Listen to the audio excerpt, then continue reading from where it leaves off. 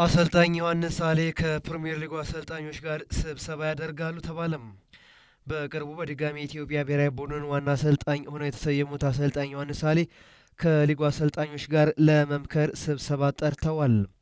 አሰልጣኝ ዮሐንስ ሳሌ የሊጉን አሰልጣኞች ለስብሰባ የጠሩት በቀጣይ ብሔራዊ ቡድኑ እንዴት ይጠናከር በሚለው ጉዳይ ከአሰልጣኞች ጋር ሀሳብ ለመለዋወጥ እንደሆነም ታውቋል። ብሔራዊ ቡድኑ በቀጣይ ወደ አፍሪካ ዋንጫ ምድብ ድልድል ለመግባት ከአንድ ወር በኋላ ሳኦ ቶሚ ኤንድ ፕሪንሲፔ የሚገጥም ሲሆን በዚሁ ዙሪያ የሊጉ አሰልጣኞች ለብሔራዊ ቡድኑ ግብዓት የሚሆኑ ተጫዋቾችን በሚያፈሩበት ሂደትም እንደሚወያዩም ይጠበቃል።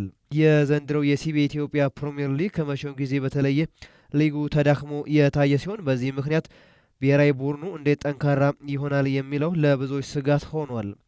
በተለይ ደግሞ ከባለፉት 4 ዓመታት ወዲህ በሊጉ ሁነኛ ግብ አስቆጣሪ ኢትዮጵያዊ አጥቂ ባለመኖሩ በእነዚህ ዓመታት ብሔራዊ ቡድኑ በግብ ማስቆጠሩ ረገድ በእጅጉ ተዳክሞ ታይቷል።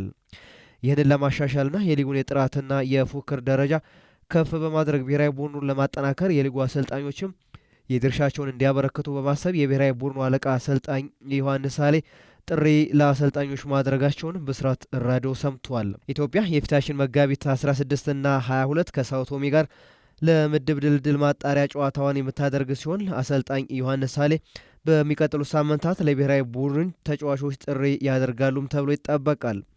አሰልጣኝ ዮሐንስ ሳሌ በቅርቡ ለ2 ዓመታት ብሔራዊ ቡድኑን ለማሰልጠን ዳግም የተስማሙ ሲሆን ውላቸው ላይ ብሔራዊ ቡድኑን ለ2027ቱ የአፍሪካ ዋንጫ የማሳለፍ ግዴታ ተጥሎባቸዋል።